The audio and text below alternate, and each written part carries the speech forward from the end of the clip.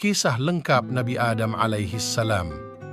Setelah Allah Subhanahu wa Ta'ala menciptakan bumi dengan gunung-gunungnya, laut-lautannya, dan tumbuh-tumbuhannya, menciptakan langit dengan mataharinya, bulan dan bintang-bintangnya yang bergemerlapan, menciptakan malaikat-malaikatnya, ialah sejenis makhluk halus yang diciptakan untuk beribadah, menjadi perantara antara Zat yang Maha Kuasa dengan hamba-hamba, terutama para rasul dan nabinya. Maka tibalah kehendak Allah Subhanahu wa Ta'ala untuk menciptakan sejenis makhluk lain yang akan menghuni dan mengisi bumi, memeliharanya, menikmati tumbuh-tumbuhannya, mengelola kekayaan yang terpendam di dalamnya, dan berkembang biak turun-temurun, waris-mewarisi sepanjang masa yang telah ditakdirkan baginya. Para malaikat ketika diberitahukan oleh Allah Subhanahu wa Ta'ala akan kehendaknya menciptakan makhluk lain itu, mereka khawatir kalau kehendak Allah menciptakan makhluk yang lain itu disebabkan kelalaian mereka dalam ibadah dan menjalankan tugas, atau karena pelanggaran yang mereka lakukan tanpa disadari. Berkata mereka kepada Allah Subhanahu wa Ta'ala, "Wahai Tuhan kami, buat apa Tuhan menciptakan makhluk lain selain kami? Padahal kami selalu bertasbih, bertahmid, melakukan ibadah dan mengagungkan nama-Mu tanpa henti-hentinya. Sedang makhluk yang Tuhan akan ciptakan dan turunkan ke bumi itu nescaya akan bertengkar satu dengan lain, akan saling bunuh-membunuh, berebutan menguasai kekayaan alam yang terlihat di atasnya dan terpendam di dalamnya, sehingga akan terjadilah kerusakan dan kehancuran di atas bumi yang Tuhan ciptakan itu." Allah berfirman, menghilangkan kekhawatiran para malaikat itu. "Aku mengetahui apa yang kamu tidak ketahui, dan aku sendirilah yang mengetahui hikmat penguasaan Bani Adam atas bumiku. Bila aku telah menciptakannya dan meniupkan roh kepadanya, bersujudlah kamu di hadapan makhluk baru itu sebagai penghormatan dan bukan sebagai sujud ibadah, karena Allah Subhanahu wa Ta'ala melarang hambanya beribadah kepada sesama makhluknya." Kemudian diciptakanlah Adam oleh Allah Subhanahu wa Ta'ala dari segumpal tanah liat, kering dan lumpur hitam yang terbentuk. Setelah disempurnakan bentuknya, ditiupkannya roh cipta dan Tuhan ke dalamnya, dan berdirilah ia tegak menjadi manusia yang sempurna. Tetapi iblis membangkang dan enggan mematuhi perintah Allah seperti para malaikat yang lain yang segera bersujud di hadapan Adam sebagai penghormatan bagi makhluk Allah yang akan diberi amanat menguasai bumi dengan segala apa yang hidup dan tumbuh di atasnya, serta yang terpendam di dalamnya. Iblis merasa dirinya lebih mulia, lebih utama, dan lebih agung dari Adam, karena ia diciptakan dari unsur api, sedang Adam dari tanah dan lumpur. Kebanggaannya dengan asal-usulnya menjadikan ia sombong dan merasa rendah untuk bersujud menghormati Adam seperti para malaikat yang lain. Walaupun diperintah oleh Allah, Tuhan bertanya kepada iblis, "Apakah yang mencegahmu sujud menghormati sesuatu yang telah aku ciptakan dengan tanganku?" Iblis menjawab, "Aku adalah lebih mulia dan lebih unggul dari dia. Engkau ciptakan aku dari api dan menciptakannya dari lumpur." Karena kesombongan, kecongkakan, dan pembangkangannya melakukan sujud yang diperintahkan, maka Allah menghukum iblis dengan mengusir dari surga dan mengeluarkannya dari barisan malaikat dengan disertai kutukan dan laknat yang akan melekat pada dirinya hingga hari kiamat. Di samping itu, ia dinyatakan sebagai penghuni neraka. Iblis dengan sombongnya menerima dengan baik hukuman Tuhan itu, dan ia hanya mohon agar kepadanya diberi kesempatan untuk hidup kekal hingga hari kebangkitan kembali di hari kiamat. Allah meluluskan permohonannya dan ditangguhkanlah ia sampai hari kebangkitan. Tidak berterima kasih dan bersyukur atas pemberian jaminan itu, bahkan sebaliknya ia mengancam akan menyesatkan Adam sebagai sebab terusirnya dia dari surga dan dikeluarkannya dari barisan malaikat, dan akan mendatangi anak-anak keturunannya dari segala sudut untuk memujuk mereka meninggalkan jalan yang lurus dan bersamanya menempuh jalan yang sesat, mengajak mereka melakukan maksiat dan hal-hal yang terlarang, menggoda mereka supaya melalaikan perintah-perintah agama dan mempengaruhi mereka agar tidak bersyukur dan beramal soleh. Kemudian Allah berfirman kepada iblis yang terkutuk itu, "Pergilah engkau bersama pengikut-pengikutmu yang semuanya akan menjadi isi neraka, jahanam, dan bahan bakar neraka. Engkau tidak akan berdaya menyesatkan hamba-hambaku yang telah beriman kepadaku dengan sepenuh hatinya dan memiliki akidah yang mantap, yang tidak akan tergoyah oleh rayuanmu, walaupun engkau menggunakan segala kepandaianmu, menghasut dan memfitnah."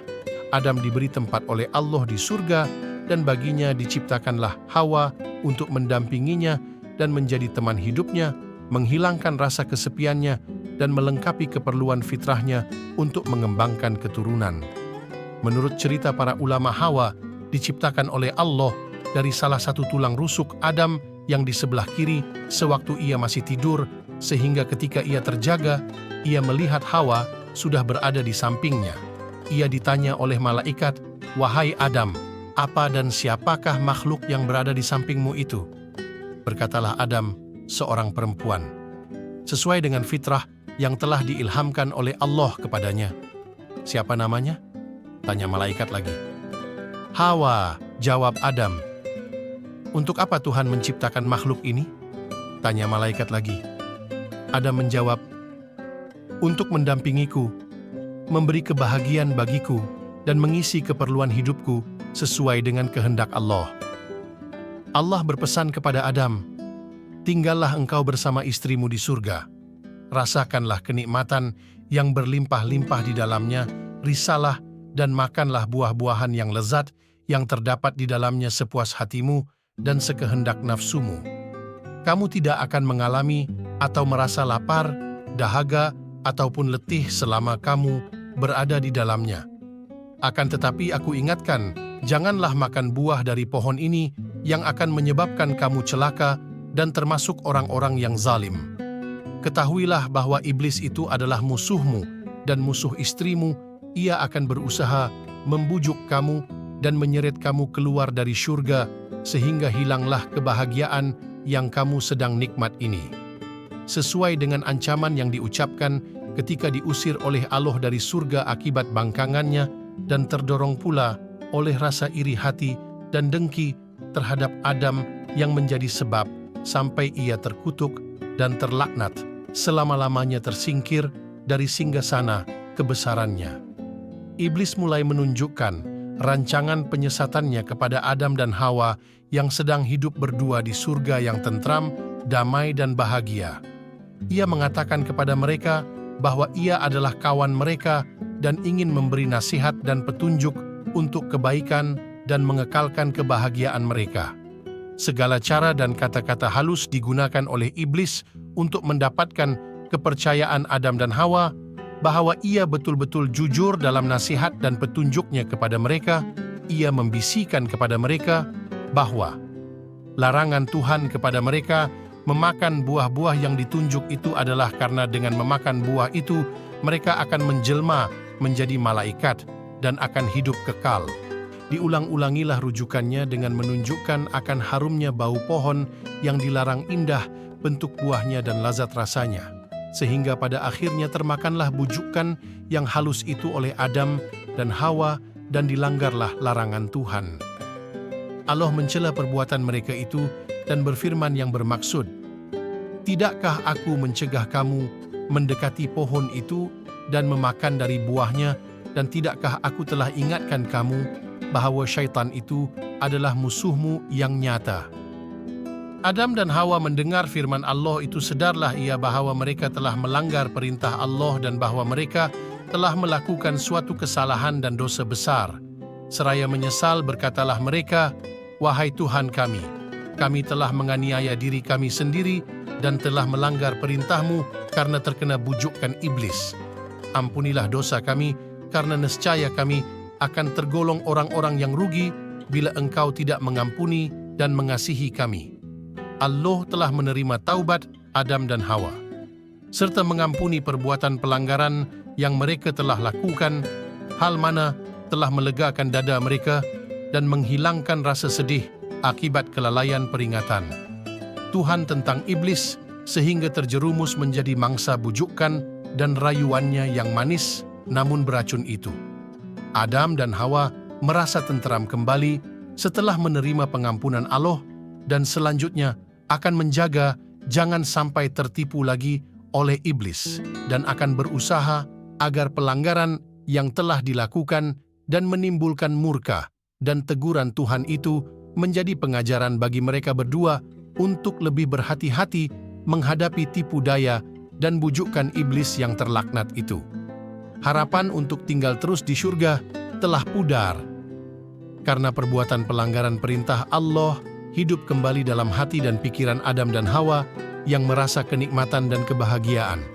Hidup mereka di surga tidak akan terganggu oleh sesuatu dan bahwa ridha Allah serta rahmat-Nya akan tetap melimpah di atas mereka untuk selama-lamanya. Akan tetapi, Allah telah menentukan dalam takdirnya apa yang tidak terlintas dalam hati dan tidak terpikirkan oleh mereka.